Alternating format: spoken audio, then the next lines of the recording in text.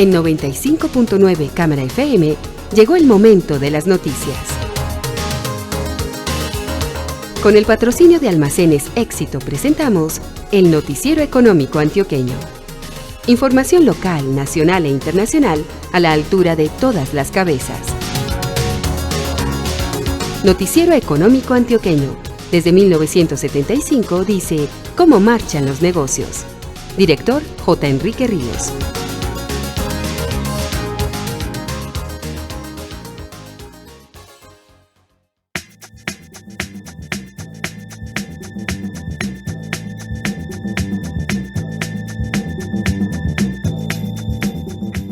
Muy buenos días, sea usted bienvenido. Hoy es domingo 25 de agosto de 2019. Esta es la emisión 18.616 que ofrecemos en nombre de Almacenes Éxito.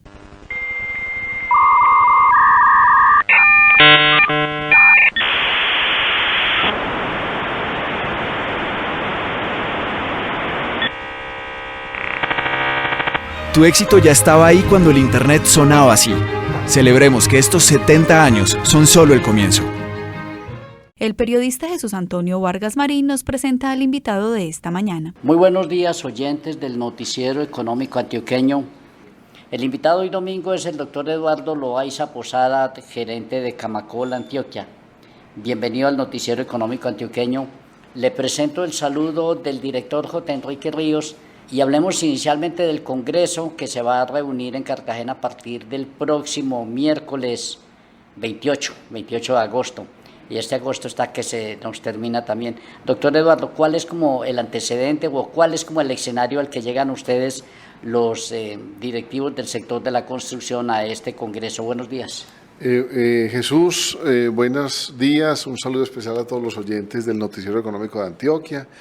Y gracias por el interés en estos temas del sector de la construcción, que es un sector estratégico para la generación de empleo, para mover más de 28 subsectores de la industria y la generación del PIB. Muy a la expectativa de nuestro Congreso de la semana próxima, que vamos a tener más de 1.600 asistentes de todo el país.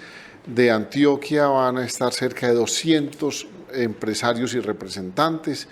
Y hay 3 candidatos por Argos, Bancolombia y otra empresa constructora, Trazos Urbanos, candidatos a ser parte de la Junta Directiva Nacional del Gremio, elegidos en el marco de la Asamblea que se desarrolla en parte del Congreso. Entonces, muy a la expectativa de lo que son anuncios del Gobierno Nacional relacionados con reglamentaciones del Plan Nacional de Desarrollo y otros anuncios importantes en ese pacto que se ha construido entre el gremio y el gobierno para dinamizar la construcción, el acceso a la vivienda y a partir de la construcción dinamizar la economía del país. Por cierto, doctor Eduardo, que hace unos días ustedes habían escuchado aquí en Medellín al ministro de Vivienda. ¿Qué se espera materializar luego de esos anuncios, pues que de todas maneras toman su tiempo para concretar propuestas como tal? Hay buena parte de los anuncios del Congreso tienen que ver con prácticamente el semáforo en verde para que los empresarios saquen oferta al mercado y los bancos empiecen a otorgar créditos y las cajas empiecen a otorgar los subsidios, y ese es el punto de partida para una nueva dinámica del sector de la construcción. En el Plan Nacional de Desarrollo quedaron metas como iniciar 520.000 viviendas en los próximos 4 años. Esas 520.000 viviendas, si nosotros aplicáramos que Antioquia es el 10%, pero en muchos indicadores es más, en desembolsos es el 14%, en licencias es el 19%, o en vivienda en interés social es el 9%. Entonces, aplicando el 10% sería que en Antioquia pudiéramos hacer hasta 52.000 viviendas en los próximos 4 años, que eso es lo que estamos proponiéndole a los candidatos a la gobernación, que se comprometan y que incluyan en su plan de desarrollo, que deben ser aprobados el año entrante, estar alineados con las metas del gobierno nacional. O sea que podríamos hacer en Antioquia unas 13.000 viviendas de interés social por año. Y eso hay que distribuirlo en el Valle de Aburrá, en el oriente, en el occidente, en suroeste y en Urabá y en las distintas regiones de Antioquia, para que no quede concentrado en una sola región. 600.000 mejoramientos de vivienda en el Plan Nacional de Desarrollo. Eso se tiene que aterrizar, que por lo menos Antioquia debe tener 60 a 80.000. ¿Y cómo se logran entre esos aspectos, como una revisión de 200 planes de ordenamiento territorial, unos 20, 22 para Antioquia, etcétera, etcétera, habilitar 16.000 hectáreas de vivienda? Esperamos que en el Congreso ya el gobierno lleve muchos anuncios de COMPES, de medidas, por ejemplo, ya salió la revisión del tope a 150 salarios mínimos para vivienda de interés social en las grandes ciudades y su entorno metropolitano, en las ciudades conurbadas de más de 1 millón de habitantes como Medellín y su área metropolitana, Bucaramanga, Cartagena, Barranquilla, Cali y Bogotá. Esperamos en el Congreso el anuncio de una reglamentación al respecto sobre la transitoriedad, o sea, si se aplica solo para proyectos nuevos o se aplica para las unidades que están por vender en proyectos ya que se vendió el 30 o 40% o el 50%, porque los nuevos costos de construcción aplicarán a las unidades que todavía faltan por terminar. Esperamos el anuncio en el Congreso de la reglamentación de la concurrencia de subsidios, que se pueda sumar por primera vez en la historia el subsidio que la gente se gana si cumple los requisitos de la Caja de Compensación y del Gobierno Nacional. Lo mismo de que ya empieza a operar el semillero de propietarios, ha habido anuncios, pero que ya empiece a funcionar propiamente. Y otras medidas que se vienen trabajando dentro de ese pacto firmado por el gremio con el gobierno para dinamizar la construcción. Solo en esa medida entonces ya tenemos certeza jurídica, la certificación de que contamos con todos los recursos ya para los próximos 4 años y ya no es sino que los empresarios saquen la oferta al mercado, porque sobre todo en materia de rangos como vivienda de interés social es un mercado que no está atendido, está acumulado y está represado por casi 3 años.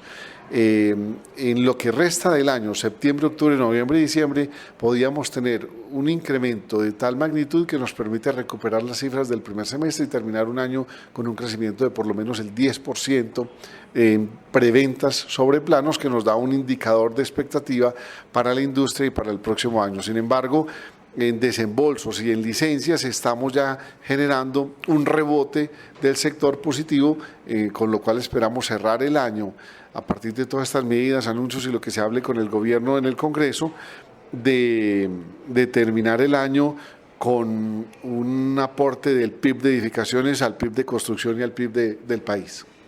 Usted mencionó ahora la expresión certeza jurídica, pero doctor Loaiza, después de la ley de financiamiento, que siempre ha tenido pues como sus interpretaciones, al final ya con este avance del 2019, ¿ustedes qué perciben?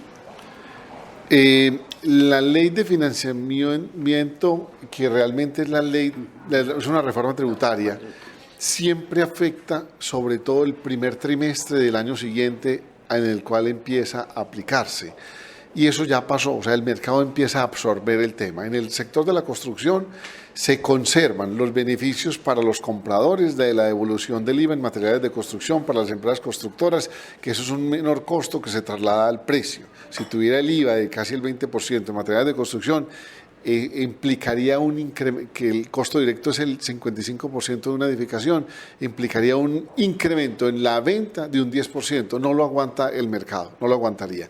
Se conserva la devolución o el descuento de los intereses pagados de crédito hipotecario de las familias al momento de declarar renta sobre lo pagado por crédito hipotecario del año anterior.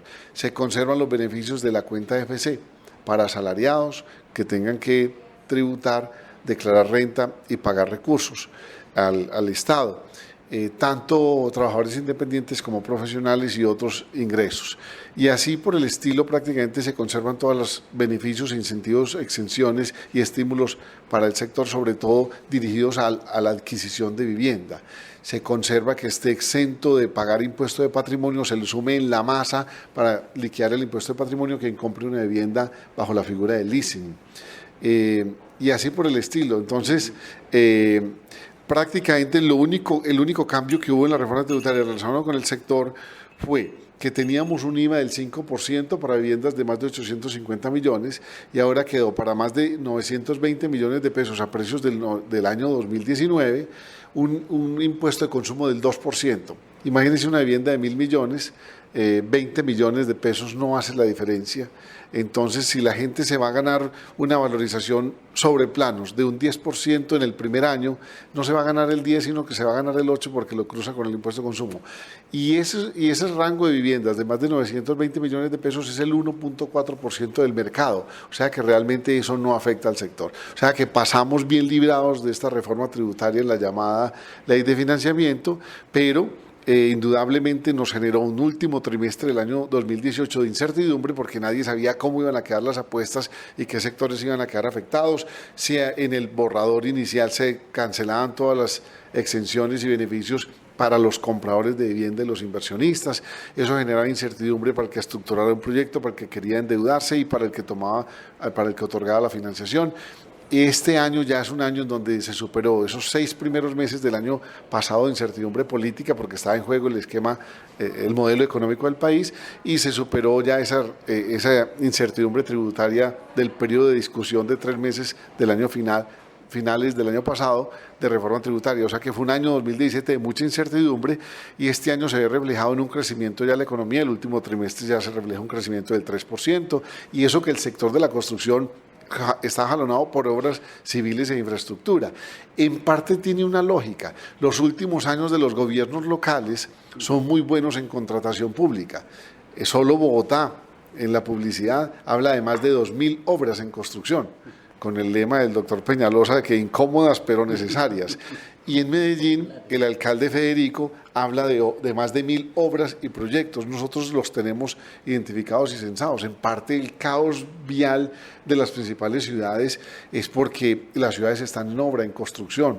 Y eso genera incomodidades, pero es el costo que hay que pagar para que tengamos intercambios, movilidades, etcétera. Entonces, los últimos años de los gobiernos locales son muy buenos en contratación y en ejecución de obra pública, porque hay que inaugurarlas y eso aporta al PIB. Entonces, todavía falta el aporte del sector de edificaciones, que lo empezaremos a ver en este segundo semestre y sobre todo en la parte final del año, que alcanzará a generar un efecto positivo en el PIB. Ya se empieza a ver el repunte en contratación de personal, en generación de empleo. Prácticamente de cada 100 empleos generados en el último año, sobre todo este año, en el país, más de 30 fueron generados por el sector de la construcción. O sea, las empresas ya están enganchando la gente, ya los proyectos llegaron a punto de equilibrio, ya hay confianza, ya hay certidumbre. Y eso es muy importante porque eso se va reflejando en la medida que se ejecuten las obras y proyectos en consumo de materiales, mover la industria y generar y aportar al PIB. O sea, somos optimistas que cerramos un 2019 positivo para el mundo de las edificaciones, no solo en Antioquia, sino a nivel nacional. Doctor Eduardo Loaiza, algunos de los afiliados de Camacol Antioquia pues nos han presentado proyectos de construcción sostenible con sellos, por ejemplo, tipo LED, en fin, pues que da orgullo y que muestra también pues como un compromiso de las empresas pues con esta corriente mundial, que no es una corriente ni una moda, sino pues como un deseo de que los recursos al final de cuentas estén bien utilizados y bien empleados. Hablemos un poco de lo que desde Camacol usted percibe acerca de la construcción sostenible en nuestro medio. Eso, Antonio, el compromiso ambiental de las empresas del sector y del gremio ya ha trascendido y ya se habla de sostenibilidad.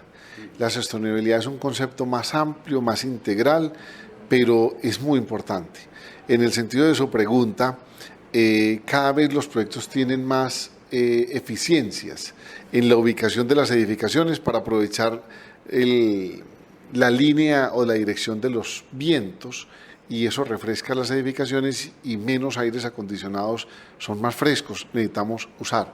En segundo lugar, elementos, equipos y productos que ayuden por sus eficiencias a generar ahorros en los consumos de energía y agua. Eso se traduce que en la operación de las edificaciones, no solo desde el diseño, sino en la construcción y asegurarlo en la operación de las edificaciones, las familias van a tener más recursos porque van a pagar menos cuentas de servicios públicos, entonces van a tener más capacidad de pago de su cuota de crédito, por lo tanto los bancos tienen allí más certeza y menos riesgo y pueden hoy trasladar es algo que se viene ya dando desde el año pasado, pero ya podemos hablar de más de 10 proyectos en nuestra región en donde se empiezan a aplicar lo que llamamos hipotecas verdes, ya aprobados, pero hay otros 20 en trámite de revisión, y es con una certificación internacional, EDGE, LEED o BREEAM, que es la británica, u otra similar, que garantice un tercero que la edificación desde el diseño, la construcción y la operación va a tener esas eficiencias. Los bancos le trasladan un punto por debajo en la tasa de interés al comprador en el largo plazo, y al constructor casi de un punto en el crédito de constructor, que eso es una millonada en ahorro para la persona que va a vivir y va a beneficiarse de esas eficiencias. En ese sentido, hoy el mercado ya empieza a valorar que poder hacer inclusive en algunos casos una inversión inicial un poco más alta, porque esa inversión más alta la va a recuperar en un proyecto con características de sostenibilidad, la va a recuperar con creces en el tiempo. Y para los empresarios de la construcción, esas eficiencias en el menor costo financiero les permite a poder compensar esas mayores inversiones que tienen que hacer en ese tipo de proyectos. O sea que eso es muy importante. Adicionalmente, si tenemos en Antioquia el primer proyecto LEED Gold, o sea, de la categoría LEED, que es americana, categoría oro, es la máxima para vivienda en América Latina, y eso es un orgullo para el sector. Y estamos promoviendo toda la sostenibilidad, no solo en las empresas de construcción, sino en las empresas de arquitectura y de diseño, y también en las empresas industriales, para que generen productos, insumos y servicios y equipos que generen eficiencias, ahorros en consumos, que sean más amigables con el medio ambiente, que aporten a la disminución de la huella de carbono, que aporten a la disminución del calentamiento global. La cadena de la construcción, liderada por el gremio, está comprometida en la sostenibilidad. La semana pasada acompañamos al presidente de la República en el acto de inauguración del túnel Medellín-Río Negro, o Aburrá Oriente, como le dicen. Doctor Eduardo, ¿ustedes en Camacol ya han hecho algún ejercicio sobre el impacto que se viene pues para un sector que ya tenía, por ejemplo, en toda la zona del Valle de San Nicolás, pues un crecimiento impresionante? El oriente cercano pesaba el 5%, no, pesaba, perdóneme, le confirmo la cifra. Hace 8 años el oriente cercano vendía unas 500 unidades de vivienda. Este año vamos a terminar un año vendiendo casi 3.000 unidades de vivienda, o sea que el mercado del oriente se ha multiplicado por 6 en menos de una década.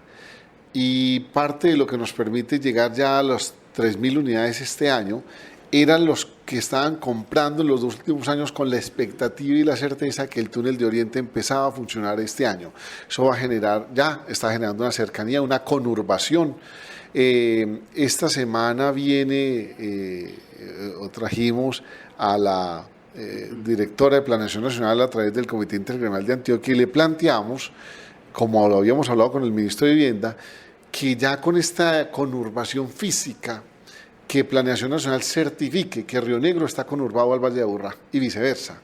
En ese sentido, parte de la normatividad que se está reglamentando a nivel nacional ya no se excluye a Río Negro, sino que incluye a Río Negro, porque es que estamos físicamente conectados a un valle con el otro en 13 o 14 minutos que dura atravesar el proyecto vial al oriente. Otra cosa es llegar al aeropuerto, 18 minutos, y un ahorro de más de 22 minutos entre Medellín y el Valle de San Nicolás. Entonces eso va a generar una mayor expectativa, mayor flujo, más facilidad, más dinámica económica, y va a tener eficiencias no solo de carácter de menor accidentalidad, como estaba volviéndose la vía de Las Palmas, de menos aporte en gases y quema de combustible, porque bajar a la mitad los consumos y los aportes de gas carbónico, de CO2 a la atmósfera de estos dos valles, por reducir a la mitad los trayectos en las dos vías es un aporte enorme. Eso va a mover más el turismo del Oriente, va a mover más la dinámica económica, va a acelerar que muchas empresas del Valle de Aburrá busquen áreas como Guarne, el corredor de Marinilla y el Santuario, como nos lo han dicho en los estudios con los empresarios que tienen grandes industrias en el Valle de Aburrá, en donde el futuro del Valle de Aburrá está en la renovación urbana, en zonas donde hay hoy mucha industria grande, por una industria que al trasladarse ocupará menos espacio, más eficiente, con más productividad, pero este túnel facilitará que la conexión ya no sea que los trabajadores tengan que viajar en la mañana 1 hora y otra hora en la tarde, sino 45 minutos. O sea que eso genera un ahorro de más de 1 hora en el traslado de los trabajadores y empleados de las empresas que se están reubicando en Guarne y en el Oriente, y eso tiene un enorme impacto en la productividad y competitividad de los trabajadores y en la producción. El Oriente va a seguir siendo una zona muy dinámica, de las zonas más dinámicas del país en temas inmobiliarios y de construcción. Ahí ya quedamos con un POT muy actualizado, quedamos muy satisfechos, se habilitan casi 1.000 hectáreas de suelo. Hay un POT que dice ya dónde va la vivienda, dónde van los equipamientos, dónde van las reservas, dónde va el espacio público, dónde van las vías. Pocas zonas como el Oriente quedan ya con cerca de 32 proyectos establecidos y con orden de prioridad, cuánto valen, cómo se financian, en qué etapas y en cada periodo de qué alcaldes hay que hacerlos, y en eso el sector privado, desde los gremios, tenemos que hacer ese acompañamiento para que se cumpla. Y indudablemente, teniendo solo el Valle de San Nicolás 3 veces el área del Valle de Aburrá, en las próximas décadas será la zona de mayor crecimiento urbano de Antioquia. Una pregunta final, doctor Eduardo Loaiza Posada, gerente de Camacola, Antioquia. ¿Qué ha pasado y cómo ha evolucionado la oficina que ustedes abrieron en Urabá, que es una tierra de promisión para uno? Muy bien, más crecimiento de lo que habíamos proyectado. Nosotros proyectábamos que esa oficina se sostenía en 3 años, y ya en el segundo año, que llevamos 1 año y medio, en el segundo año, que es a finalizar este año, la oficina va a estar sostenible. Ya en Urabá tenemos más afiliados que muchas seccionales y regionales de Camacol en el país, lo cual es un orgullo. Tenemos eventos de capacitación, tenemos comités sectoriales, estamos involucrados en el tema de capacitación, de recordar el rigor técnico con que hay que trabajar, de acompañar a las empresas en el recordarles el cumplimiento de las normas técnicas, de la normatividad legal. Tenemos acuerdo de responsabilidad ambiental con Corpurabá, estamos trabajando con los actores naturales líderes de la región, hemos estado acompañando, identificando a los alcaldes en sus planes de desarrollo que queda pendiente y haciéndole un documento de propuestas a los nuevos candidatos, tanto para la gobernación, para el manejo o la visión o lo que espera uno, que el gobierno departamental le ponga por lo menos una gerencia permanente, casi que a nivel de subsecretario, coordinador de las distintas secretarías e iniciativas para el Urabá, para que le dé esa importancia. Es una zona que solo estamos a puertas de que se tenga el cierre financiero de uno de los 3 puertos de que se ha hablado y se están estructurando, y con el cierre financiero de uno de los puertos la zona se dispara. Es una zona que debe pasar de 600.000 habitantes a 1 millón de habitantes entre 5 y 10 años, y eso no es otra cosa que el crecimiento de una región como el Urabá, una oportunidad enorme para las empresas del sector de la construcción, y estamos contribuyendo a que sea la zona del país en donde más se trabaja el tema de obras por impuestos, por ser una zona SOMAC, para que muchas empresas que están viniendo al país identifiquen a Urabá como zona en donde se pueden ubicar con exenciones de impuestos durante años, a cambio de que tengan su sede en esa zona, generen empleo y le aporten a la economía. Pueden generar exportaciones a través de ese sistema portuario y atienden el mercado nacional. Entonces estamos muy satisfechos con la oficina de Camacola Antioquia en Urabá, y seguimos comprometidos con esa apuesta por el desarrollo de la región. Le reitero el saludo del director J. Enrique Ríos, doctor Eduardo Loaiza Posada, gerente de Camacola, Antioquia. Muchísimas gracias por haber atendido hoy domingo la invitación del Noticiero Económico Antioqueño. Gracias, José Antonio, y a J, un saludo muy especial y a todos los oyentes de este importante Noticiero Económico Antioqueño. Muy amable, señor, y para todos nuestros oyentes, muy buenos días. Invitación a escuchar la emisión del Noticiero Económico Antioqueño mañana lunes a las 7:30 de la mañana. Un feliz día.